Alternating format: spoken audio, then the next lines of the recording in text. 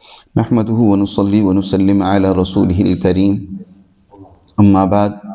فأعوذ بالله من الشيطان الرجيم بسم الله الرحمن الرحيم الله الذي جعل لكم الليل لتسكنوا فيه والنهار مبصرا إن الله لذو فضل على الناس ولكن أكثر الناس لا يشكرون ذلكم الله ربكم خالق كل شيء لا إله إلا هو فأنى تؤفكون كذلك يؤفك الذين كانوا بآيات الله يجحدون الله الذي جعل لكم الأرض قرارا الله الذي جعل لكم الأرض قرارا والسماء بناء وصوركم فأحسن صوركم ورزقكم من الطيبات ذلكم الله ربكم فتبارك الله رب العالمين هو الحي لا إله إلا هو فادعوه مخلصين له الدين الحمد لله رب العالمين قل إني نهيت أن أعبد الذين تدعون من دون الله لما جاءني البينات من ربي وأمرت أن أسلم لرب العالمين هو الذي خلقكم من تراب ثم من نطفة ثم من علقة ثم يخرجكم طفلا ثم لتبلغوا أشدكم ثم لتكونوا شيوخا ومنكم من يتوفى من قبل ولتبلغوا أجلا مسمى ولعلكم تعقلون هو الذي يحيي ويميت فإذا قضى أمرا فإنما يقول له كن فيكون صدق اللہ العظیم۔ یہ سورۃ المؤمن کا 7واں رکوع ہے۔ اللہ سبحانہ و تعالی نے جو گزشتہ آیات میں حقیقت واضح کی ہے کہ انسانوں فَادْعُوا اللَّهَ مُخْلِصِينَ لَهُ الدِّينَ کہ تم اپنے دین کو خالصتاً اسی کے لیے کرتے ہوئے اس کو پکارو، اس کی بندگی، اسی کی اطاعت، اسی کے احکامات کی تعمیل کرو، اسی میں ہی تمہاری دنیا اور آخرت کی نجات اور کامیابی ہے۔ یہاں اس کے مزید دلائل ذکر کیے جا رہے ہیں کہ تمہیں صرف اللہ کی ہی اطاعت کیوں کرنی چاہیے، اس لیے کہ اللہ ہی وہ ذات ہے جس نے تمہارے لیے ہر طرح کی نعمتیں، ہر طرح کی راحتیں، آسائشیں تمہارے لیے اس نے پیدا فرمائی۔ سب سے پہلے یہ دیکھو کہ اللہ سبحانہ و تعالی نے تمہارے لیے رات کو آرام اور سکون کا ذریعہ بنا دیا۔ جو ہی رات ہوتی ہے تو وہ اپنا وہ بلب جس نے اس کائنات کو روشن کر رکھا تھا اس کا سوئچ وہ آف کر دیتا ہے کہ اب تم آرام کرو، سکون کرو۔ دن بھر تم کام کاج کرتے رہے، تمہارے جسم کے سیلز ٹوٹے، ان کی مرمت کی ضرورت ہے۔ تم کھاتے پیتے رہے، تمہاری غذا کے ہضم کی تمہیں ضرورت ہے، تو اب ذرا سکون کرو، آرام کرو۔ اور پھر جب تمہاری جسم کی مرمت ہو جاتی ہے، تمہارے جسم کو سکون اور راحت مل جاتا ہے، تو اب تمہیں چاہیے کہ کام کاج کرو، نئی ذمہ داریوں کو ادا کرو۔ جی آئے نیا دن جب تمہارے اوپر طلوع ہوتا ہے تو اپنی ذمہ داریوں کے ساتھ طلوع ہوتا ہے، تو اب تمہیں ضرورت ہے روشنی کی۔ تم نے ایک جگہ سے دوسری جگہ جانا ہے، ایک کام سے دوسرا کرنا ہے، تو اللہ نے تمہارے لیے اپنے سورج کے اس بلب کو آن کر دیا کہ لو اب روشنی ہے، اب تم اپنے کام کاج کرو۔ کیا یہ تمہارے رب کا تم پر فضل نہیں ہے؟ اس میں ذرا غور تو کرو۔ کیا تمہیں اللہ کا شکر ادا نہیں کرنا چاہیے؟ کتنا اللہ کا شکر ادا کرنا چاہیے۔ اللہ تعالیٰ ارشاد فرماتے ہیں اللہ الذی جعل لکم اللیل، اللہ وہ ذات ہے جس نے تمہارے لیے رات بنائی، لتسکنوا فیہ تاکہ تم اس میں سکون کرو، والنہار مبصرا اور دن کو روشن کر دیا جی تاکہ تم اس میں کام کاج کرو۔ ان اللہ لذو فضل علی الناس، بے شک اللہ بڑے فضل والا ہے لوگوں پر، بڑی ہی عنایت و مہربانیوں والا ہے وہ بندوں پر، لیکن اس کے باوجود وَلَٰكِنَّ أَكْثَرَ النَّاسِ لَا يَشْكُرُونَ، اکثر لوگ اس کا شکر نہیں ادا کرتے، ناشکری کرتے ہیں، نافرمانی کرتے ہیں، اس کے احکامات کی اطاعت نہیں کرتے، دوسری طاقتوں اور قوتوں کی طرف دوڑتے ہیں۔ یہاں ضمناً ایک بات اور بھی سمجھ لیں جو اللہ نے اس آیت مبارکہ میں بیان فرمائی ہے اشارۃ النص کے طور پر، کہ اللہ نے رات آرام کے لیے بنائی، دن کام کاج کے لیے اللہ نے بنایا۔ لیکن ہم پاکستانیوں کا بالکل الٹ ہی نظام ہے، یہ رات کو جاگتے ہیں، دن کو سوتے ہیں، رات بھر جاگ رہے ہوتے ہیں، نوجوان نسل ساری رات جاگنے میں ان کی گزر جاتی ہے، اور جب صبح کا وقت کام کے لیے ہوتا ہے تو اس وقت آگے پردے تان کر سونے کی طرف چل پڑتے ہیں، سو جاتے ہیں۔ اس کی بڑی خرابیاں ہیں صحت کے اعتبار سے، انشاءاللہ درس کے بعد اس پر بھی بات کرتے ہیں کہ نیند کس قدر ہونی چاہیے اور کس وقت ہونی چاہیے۔ کہ اللہ سبحانہ وتعالی ارشاد فرماتے ہیں ذالکم اللہ ربکم، یہ اللہ تمہارا پروردگار ہے، خالق کل شیء، ہر چیز کا پیدا کرنے والا وہی ہے، ہر چیز کو، چاند سورج، اس کائنات کے ذرے ذرے کو، خود تمہیں پیدا کرنے والا کون ہے؟ اللہ ہے۔ تو پھر اس کے سوا معبود کون ہوگا جس کی عبادت، بندگی، اطاعت کی جائے؟ لا الہ الا ہو، اس کے سوا کوئی معبود بھی نہیں ہے۔ ہر چیز کا جب خالق وہ ہے، ہر چیز کا مالک وہ ہے، تو پھر اطاعت اور بندگی بھی اسی کا حق ہے۔ اس کو چھوڑ کر دوسری طاقتوں اور قوتوں کے پیچھے دوڑتے پھرو، فَأَنَّا تُؤْفَكُونَ، تمہیں کیا ہو گیا؟ کس طرف دوڑے چلے جا رہے ہو؟ کدھر منہ تم نے پھیر رکھا ہے؟ رخ تم نے اپنا کدھر کر رکھا ہے؟ فَأَنَّا تُؤْفَكُونَ كَذَلِكَ يُؤْفَكُ الَّذِينَ كَانُوا بِآيَاتِ اللَّهِ يَجْحَدُونَ، یاد رکھو اسی طرح ان لوگوں کے چہروں کو حق سے، سچائی سے پھیر دیا جاتا ہے جو اللہ کی آیات کو قبول کرنے کی بجائے، ان میں غور و فکر کرنے کی بجائے، ان میں جحود سے کام لیتے ہیں، انکار سے، جھگڑے سے، اور اس میں بحث و مباحثے سے کام لیتے ہیں۔ جیسے گزشتہ آیات میں ارشاد فرمایا کہ ان لوگوں کا کام ہی کیا ہے؟ جدل و جدال کرنا، محض بحث و مباحثہ کرنا، اور اللہ کی آیات کا انکار کرنا، اس کو جھٹلانا۔ تو ایسے لوگ جن کا یہ کام ہو، یجادلون فی آیات اللہ بغیر سلطان، بغیر کسی دلیل کے محض جھگڑے کرنا، اللہ کی آیات کو جھٹلانا،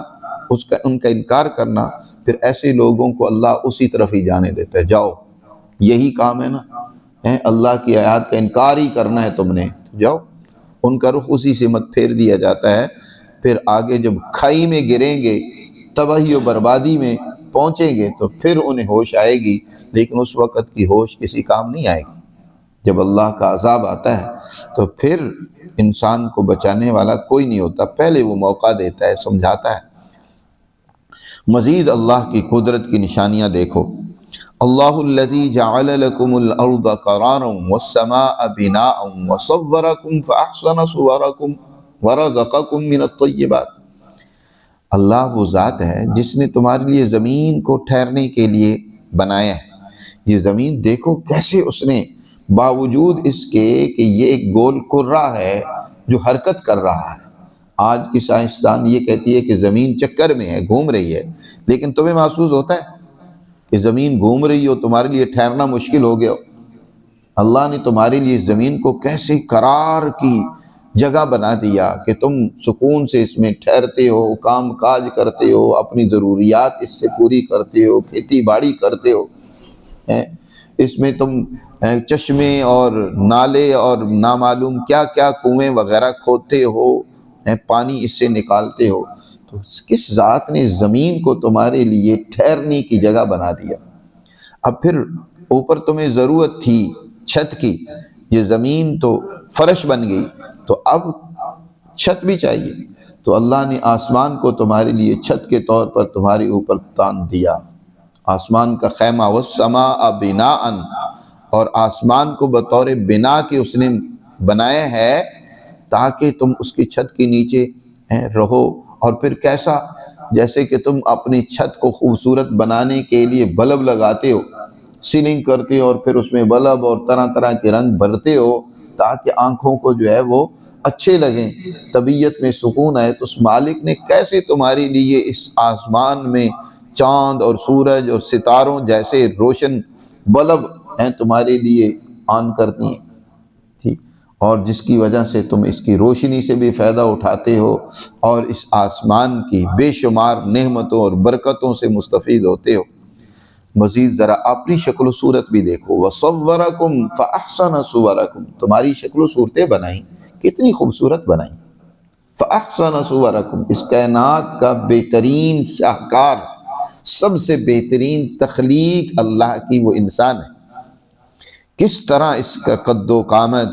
اس کی اللہ نے ڈیزائننگ کی ہے اس انسان کی، اور پھر کیسی کیسی اس میں صلاحیتیں رکھی ہیں، کیسی کیسی اس کے اندر خوبیاں اللہ نے رکھی ہیں۔ فَأَحْسَنَ صُوَرَكُمْ، اللہ نے تمہاری صورت کو بہت خوبصورت بنایا، بہت ہی عمدہ بنایا۔ ذرا اس میں کبھی غور تو کیا کرو۔ فَأَحْسَنَ صُوَرَكُمْ، صرف شکل و صورت ہی نہیں، تمہارے اندر جو معنوی صلاحیتیں رکھی ہیں وہ کسی کے اندر بھی نہیں رکھی۔ کائنات کے اندر کسی میں وہ صلاحیت، وہ طاقت نہیں ہے جو اللہ نے تم میں پیدا کی ہے۔ قرآن میں دوسری جگہ اللہ نے ارشاد فرمایا نا کہ اِنَّا عَرَضْنَا الْأَمَانَةَ عَلَى السَّمَاوَاتِ وَالْأَرْضِ وَالْجِبَالِ، ہم نے اس امانت کو کہ اللہ کا نائب اور خلیفہ بن کر اس کائنات میں کون سی مخلوق کردار ادا کرے گی، ہم نے اس ذمہ داری کو آسمانوں کے سامنے بھی پیش کیا، ہم نے زمین پر بھی پیش کیا، پہاڑوں پر، دیگر مخلوقات کے سامنے بھی ہم نے یہ ذمہ داری رکھی، لیکن فَأَبَيْنَ أَن يَحْمِلْنَهَا، انہوں نے اس کا انکار کر دیا کہ ہم اس ذمہ داری کو نہیں اٹھا سکتے، اور اس کی وجہ یہ تھی کہ ان میں اس کی صلاحیت ہی نہیں تھی، تو انہوں نے انکار کر دیا کہ یا اللہ یہ ہمارے بس کی بات نہیں ہے۔ لیکن وَحَمَلَهَا الْإِنسان، اس انسان نے اس ذمہ داری کو قبول کیا، کیونکہ فَأَحْسَنَ صُوَرَكُمْ، تمہاری صورتیں اس نے بڑی خوبصورت بنائیں، تمہارے اندر اس نے صلاحیت و استعداد رکھی تھی اس ذمہ داری کو ادا کرنے کی۔ انسان کے اندر ذمہ داری تھی، کیونکہ یہ علم و شعور بھی حاصل کرتا ہے اس ذمہ داری کے لیے جو اس کے پاس علم ہونا چاہیے، وہ اللہ نے اس کو وہ بھی عطا کیا، اور اس ذمہ داری کو ادا کرنے کے لیے جو طاقت و قوت اس کے اندر ہونی چاہیے عملی عدل و انصاف کی، وہ بھی اللہ نے عطا کی۔ لیکن اس کے باوجود ہی انسان اگر جہالت کا رویہ کرے، اختیار کرے، اور اگر ظلم و زیادتی اور بدماشی کا رویہ اختیار کرے، تو پھر انہو کان ظلوما جہولا، بڑا ظالم اور جاہل ہے، پھر تو یہ سرزنش اور گرفت کا مستحق ہے، پھر اس کو سزا ملنی چاہیے۔ تو فَأَحْسَنَ صُوَرَكُمْ، پھر اللہ نے تمہاری ضروریات کو پورا کرنے کے لیے تمہیں دنیا میں بھیجنے سے پہلے تمہارے رزق کا بھی انتظام کر دیا۔ وَرَزَقَكُمْ مِنَ الطَّيِّبَاتِ، اور تمہیں اس نے رزق دیا پاکیزہ چیزوں سے، تمہارے لیے گوشت، تمہارے لیے سبزیاں، تمہارے لیے ہر طرح کے پانی اور ہر طرح کی نعمتیں اللہ نے اس کائنات میں پیدا کر دی ہیں۔ وَرَزَقَكُمْ مِنَ الطَّيِّبَاتِ، پاکیزہ رزق تمہارے لیے اس نے پیدا کیا ہے۔ اور پھر صرف یہی نہیں ہے کہ تم پیٹ بھرو، بلکہ ایسا ایسا رزق اس نے تمہارے لیے پیدا کیا کہ تمہاری لطافت، جیسے تمہارے اندر اللہ نے ایک لطافت رکھی ہے، ایک تمہارے اندر اللہ نے جیسے صفائی رکھی ہے، ذوق رکھا ہے، تو تم اپنے ذوق کے مطابق ان چیزوں کو استعمال کرتی ہو۔ کیا کیا ذائقے اور رنگ اس نے تمہارے ذوق کے مطابق ان چیزوں میں پیدا کر دیے۔ آم کی مٹھاس دیکھو، کنوں کی کھٹاس دیکھو،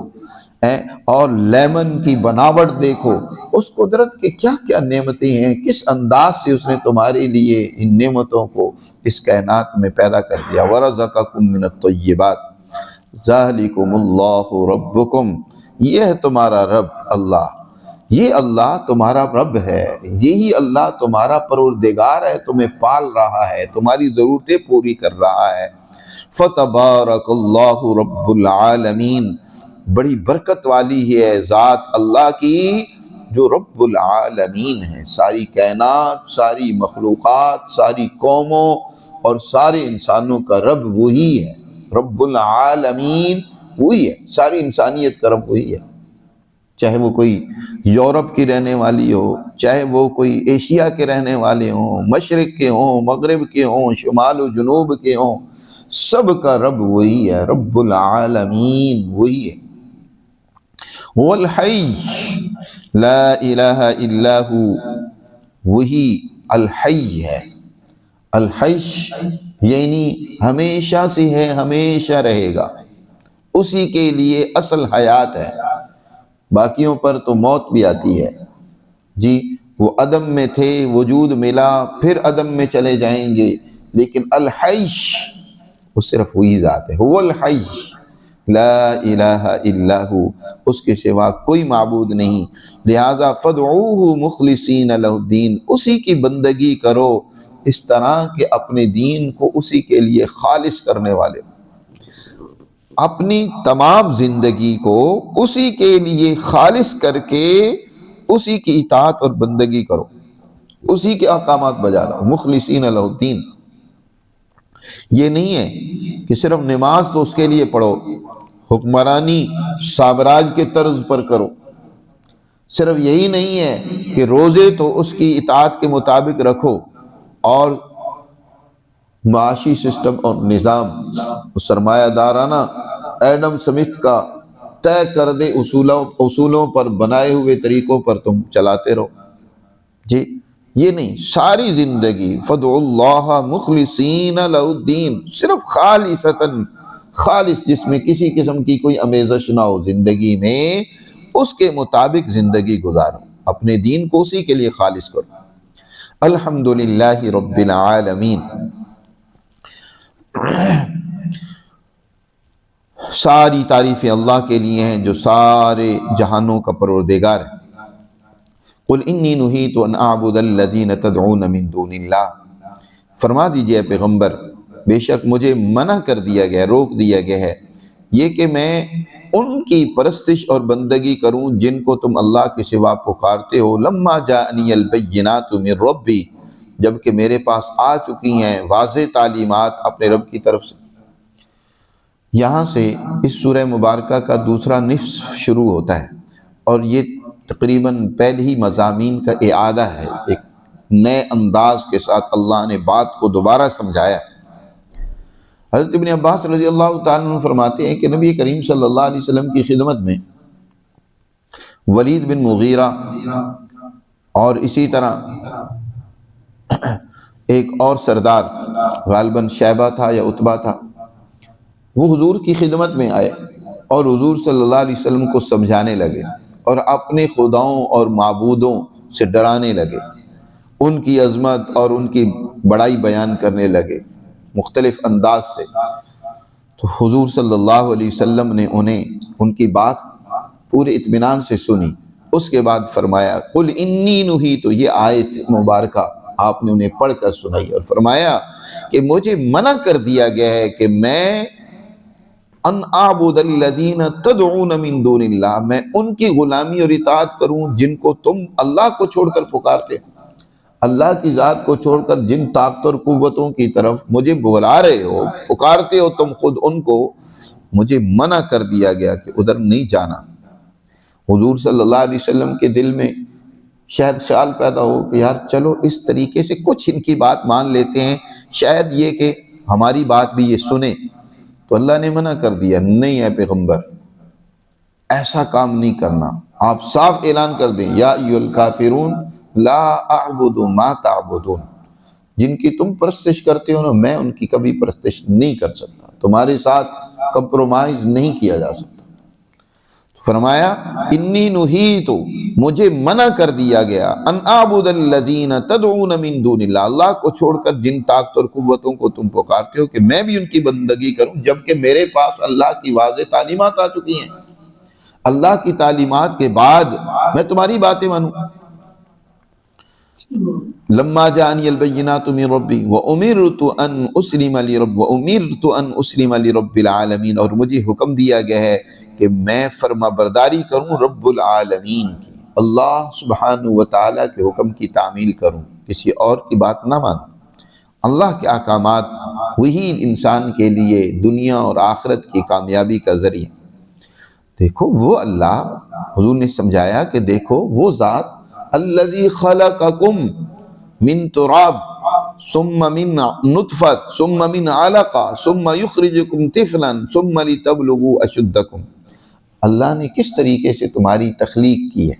ذرا اپنی تخلیق کے مراحل میں ہی غور و فکر کرو۔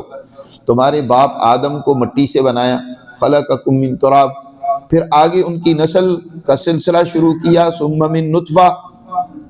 اللہ نے اس کے آگے آدم کے بعد جو ان کی اولاد ہوئی تو اور اس کی اولاد کو اللہ نے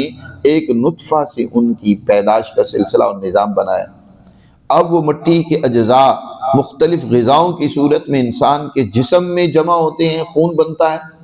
اور پھر اس سے ایک مخصوص خلاصے کے طور پر نطفے کی شکل اختیار کرتا ہے، اور پھر اس سے ہی یہ بچہ اللہ اس میں اس کے بھی ایک اس کے معمولی سے جرثومہ سے پھر وہی آگے اس بچے کی شکل اور صورت میں ڈھلتے اور بدلتے ہوئے پھر اللہ تمہارے وہ تخلیقی مراحل بھی بیان کرتا ہے، ثم من علقہ، اس نطفے کو پھر اللہ نے منجمد خون کی شکل میں تبدیل کر دیا، پھر اس سے اللہ نے تمہیں بنایا۔ پھر وہ علقہ جو ہے اس کو اللہ تعالیٰ ماں کے اس پیٹ میں کئی ماہ تک 9-8 ماہ تک رکھ کر پھر ایک بچے کی شکل و صورت میں دنیا میں لے آتا ہے، ثم یخرجکم طفلا، تم ایک طفل اور بچے کی صورت میں دنیا میں آتے ہو، تمہارا رب تمہیں ماں کے پیٹ سے نکالتا ہے۔ پھر اس کے بعد تمہاری آگے زندگی کے مرحلے شروع ہوتے ہیں کہ بچپنا، پھر بچپنے کے بعد بڑھتے بڑھتے تم پوری جوانی کو پہنچ جاتے ہو، ثم لتبلغوا اشدکم، پھر یہاں تک کہ تم پہنچ گئے ہو اشدکم، اپنی جوانی کو، جوانی کا زمانہ، پوری طاقت و قوت جب جمع ہو جاتی ہے وہاں۔ پھر اس کے بعد اللہ تمہیں آہستہ آہستہ پھر زوال کی طرف لے جاتے ہیں، ڈھالنا شروع کر دیتے ہیں تمہیں، ثم لتکونوا شیوخا، پھر تم ہو جاتے ہو بوڑھے، بڑھاپے میں پہنچ جاتے ہو، وہ ساری طاقتیں اور قوتیں تم سے آہستہ آہستہ واپس لے لی جاتی ہیں۔ وَمِنْكُمْ مَنْ يُتَوَفَّى مِنْ قَبْلِ، تم میں سے کچھ تو وہ ہیں جو اس بچپنے، جوانی، بڑھاپے، کسی عمر سے پہلے ہی ان کی روح کو لے لیا جاتا ہے۔ کہیں تو وہ ہیں جوان ہی نہیں ہونے پاتے، اس سے پہلے ہی اللہ میاں ان کو پاس بلا لیتا ہے، کہیں وہ ہیں جو بڑھاپے میں نہیں پہنچتے، بڑھاپے سے پہلے ہی بلا لیا جاتا ہے۔ مِنْكُمْ مَنْ يُتَوَفَّى وَمِنْكُمْ مَنْ يُرَدُّ إِلَىٰ وَمِنْكُمْ مَنْ يُتَوَفَّى مِنْ قَبْلِ وَلِتَبْلُغُوا أَجَلًا مُّسَمًّى، یہ سب اس لیے ہے تاکہ ہر ایک کی جو اجل مقرر کر دی گئی، مدت مقرر کر دی گئی، زندگی دنیا میں